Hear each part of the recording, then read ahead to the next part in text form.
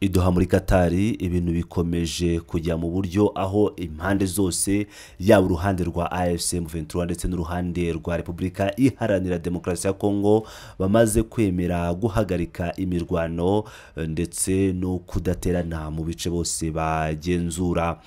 Ibi ngibi rero bikaba bigezweho nyuma y'ibiganiro bikomeye cyane aho uruhande rwa AFC M23 ndetse n'uruhande rwa leta bahagarariwe na leta ya Katari baganiye kuri icyo kintu bakabona ko gikwiye.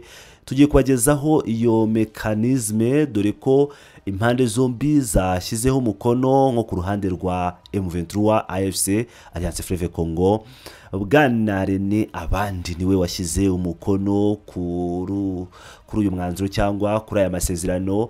Ku ruhande rwa Repubulika Iharanira Demokarasi ya Kongo Bwana Sumbu Sita Mambo akaba ariwe washyize umukono kuri iri tangazo. Tugiye rero kubagezaho iri tangazo ryose uko ryakabaye. Twese cyane rero reka tubanze tubagezeho ibyo uruhande rwa M23 rwatangaje, tujye ku ruhande rwa Repubulika ya Demokarasi ya Kongo ibyo batangaje, ubundi dukomeze muri aya masezerano ya mekanizme. AFC M23 binyuze muri Rogers Kanyuka umuvugizi wa M23 mu bya politiki akaba yagize ati byarangiye ubutegetsi bwa Kinshasa businye ku masezerano ashyiraho uburyo bwo kugenzura ihagarikwa ry'imirwano n'intambwe ikomeye kandi ifatika. Yakomeje agira ati twizeye ko aya masezerano azahagarika burundu ibitero byakunze gukorwa n'ingabo zishyize hamwe z'ubutegetsi bwa Kinshasa zigamije guhohotera abaturage bacu b'abasivile. Ati niba Kinshasa yubahirije neza ibyo yiyemeje byose, ishyirwa mu bikorwa ry'aya masezerano rizazana ikirere cyituze, amahoro n'umutekano bikenewe cyane ngo hashoborwe kugerwaho kugira ngo yagize ati niba Kinshasa yubahirije neza ibyo yemeje, ishyirwa mu bikorwa ry'aya masezerano rizatanga ikirere cyituze cy'amahoro n'umutekano gikenewe kugira ngo hashoborwe kuganira ku bibazo by'ingenzi by'uyu mutungo w'amakimbirane no kurengera abaturage b'abasivile. Ahita atangaza protokole, ariko mbere yuko tujya kuri iyi protokole reka tubanze tugaruke ku byatangajwe n'abi Kinshasa. Bagize bati ni mu itangazo rikomeye cyane basohoye, bagize bati intumwa za Repubulika Iharanira Demokarasi ya Kongo n'iz'umuryango Alliance Fleuve Congo M23 zasinye kuri uyu wa kabiri tariki ya 2025 mekanizme y'ikusanyamakuru n'igenzura ry'ihagarikwa ry'imirwano mu bufatanye n'igihugu cya Katari. Iyo mekanizme igizwe n'abahagarariye Repubulika Iharanira Demokarasi ya Kongo na AFC M23 ndetse n'abagenzuzi baturutse muri Katari, Leta Zunze Ubumwe za Amerika, Umuryango wa Afurika Yunze Ubumwe CIRGL ibinyujije muri MCVE na MONUSCO. Iyi mikono yashyizweho nyuma y'ukwezi kumwe hashyizweho mekanizme yitumanaho n'irekurwa ry'intumwa, ikaba ari intambwe ikomeye mu ishyirwa mu bikorwa ry'itangazo ry'amategeko shingiro ya Doha ryasinywe kuwa 19 Nyakanga 2025. Binyuze muri iki gikorwa Repubulika ya Demokarasi ya Kongo yongeye kwemeza ubushake bwayo bwo kugera ku ihagarikwa ry'imirwano, kurinda umutekano w'abaturage no gutegura uburyo bwo kugera ku masezerano arambye kandi arimo amahoro asesuye mu rwego rw'umugambi wa Doha ushyigikiwe n'umuryango mpuzamahanga. Reka tubagezeho rero iri tangazo noneho cyangwa aya masezerano yose yashyizweho umukono icyo avuga nk'uko byamaze gushyirwa hanze. Aya masezerano afite umutwe ugira ati mekanizme ugenzura n'iyubahirizwa ry'ihagarikwa ry'imirwano.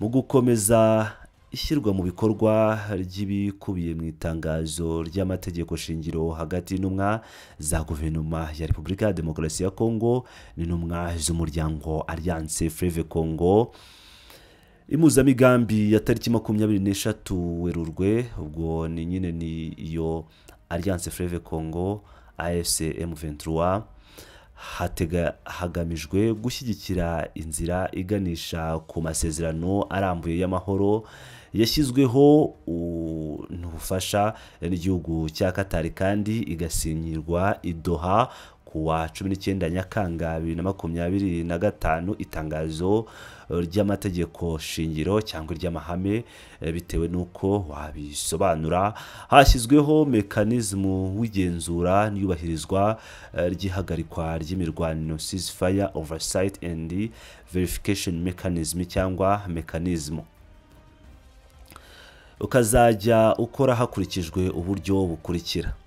Cyambere hari imiterere y'umuryango w'igenzura ihagarikwa ry'imirwano. Uwo mekanizme azaba agizwe n'abahagarariye cyangwa izabigizwe n'abahagarariye umubare ungana w'intumwa za guverinoma ya Repubulika Iharanira Demokarasi ya Kongo, ubwo ni guverinoma n'iza Alliance Fleuve Congo M23 AFC M23 impande zombi. Hakabaho abahagarariye umuryango wa Afurika yunze ubumwe African Union, igihugu cya Qatar na Leta Zunze Ubumwe za Amerika bashobora kuba abagenzuzi. Hari kandi inama mpuzamahanga y'ibihugu byo mu karere k'amajyepfo k'ibiyaga bigari LGL cyangwa ICGL ibinyujije muri Expanded Joint Verification Mechanism EGVM, aho EGVM ndetse izabigizwe na EGVM ndetse n'intumwa zingana zituruka kuri guverinoma na AFC M23 mu mwanya wo guhuza ibikorwa. Hakabaho abakane ni MONUSCO nk'umufatanyabikorwa wiyongeraho. Icya kabiri, ishyirwa inshingano n'imirimo ya mekanizme. Hariho inshingano nyamukuru ya mekanizme ni gukurikiranira hafi iyubahirizwa ry'ihagarikwa ry'imirwano ry'igihe cyose, harimo no kugenzura no gusuzuma amakuru yose y'ibyaha cyangwa ibyarenze ku masezerano, ndetse no gufata ingamba zikenewe ku bufatanye n'impande bireba kugira ngo hirindwe ibirenze. Icya kabiri, mu rwego rwo gushyira mu bikorwa izi nshingano, impande bireba zizemeza ko EGVM ihabwa uburenganzira bwo kugera no kugenzura impande zombi z'urugamba nta nkomyi mu rwego rwo korohereza ishyirwa mu bikorwa ry'igenzurwa ku butaka. EGVM izajya ikora iperereza n'igenzura ku makuru, ibikorwa n'ibyegeranyo byose birebana n'amakuru y'ibyarenze ku masezerano y'ihagarikwa ry'imirwano. EGVM izajya isobanura kandi isohora raporo z'ibyarenze ku masezerano, ikanatanga amakuru buri cyumweru kuri mekanizmu. Buri wese uri muri mekanizmu ashobora gutanga raporo ku birego by'icyarenzweho. Raporo zose zizajya zishyikirizwa EGVM place mu masaha 72 nyuma yo kuzitanga. MONUSCO yo izaba ishinzwe guhuza ibikorwa by'ubwikorezi transportation cyangwa ingendo ndetse n'imikoranire. Mekanizme izashyiraho uburyo bw'itumanaho bwihuse n'ingamba zo gukumira ibibazo bishobora kuvuka ako kanya. Buri ruhande rushobora gutumira umwe mu bagenzuzi kugira ngo yitabire ibikorwa bya EGVM place bifitanye isano n'iyi mekanizme. Inama n'uburyo bwo guhuza ibikorwa. Mekanizme izajya iterana hifashishijwe uburyo bwa video conference, no kuvuga ngo ibijyanye n'inama ziyakure cyangwa iterambere ryo kuvugana murebana ariko mukoresheje ikoranabuhanga murandasi buri kwezi cyangwa igihe cyose bisabwe n'impande cyangwa umwe mu bagenzuzi, ariko ishobora bitewe n'imiterere y'ibikorwa guhindura umuvuduko cyangwa inshuro z'iyo nama.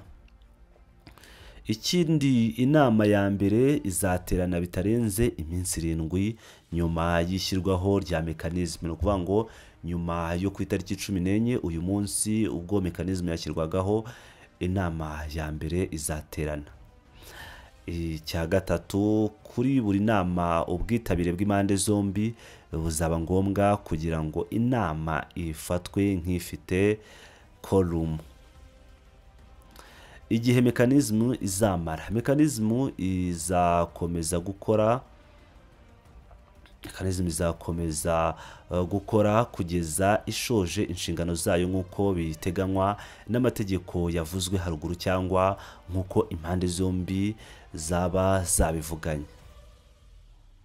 Ku ruhande rwa guverinoma ya Repubulika Iharanira Demokarasi ya Kongo, washyize umukono kuri iyi mekanizme cyangwa kuri aya masezerano yagezweho ni Sumbu Sitamambu. Bwana Sumbu Sitamambu niwe washyize umukono kuri aya masezerano ku ruhande rw'umuryango Alliance Fleuve Congo M23. Bwana René Abandi niwe washyize umukono kuri iri tangazo. Ngira ngo rero murumva neza uko ibintu byifashe, biragana ku guhagarika imirwano nk'uko Repubulika Iharanira Demokarasi ya Kongo yakomeje kugenda ibigaragaza mu matangazo yayo, yaba itangazo ryo guhagarika FDLR ndetse ubwo ibyo ni by'i Washington ndetse n'ibi by'Doha muri Qatar, nubwo bisa nkaho byari byahagaze, na cyane ko gahunda yo kurekura imfungwa itarubahirizwa na n'uyu munsi. Reka turebe ko gahunda noneho iyi mekanizme yo guhagarika imirwano ndetse n'igenzura ku bijyanye n'abashobora kurenga ku gahenge kemejwe gahoraho ko kudaterana, akaba agomba kuba yakurikirana nk'uko iyi mekanizme yashyizweho.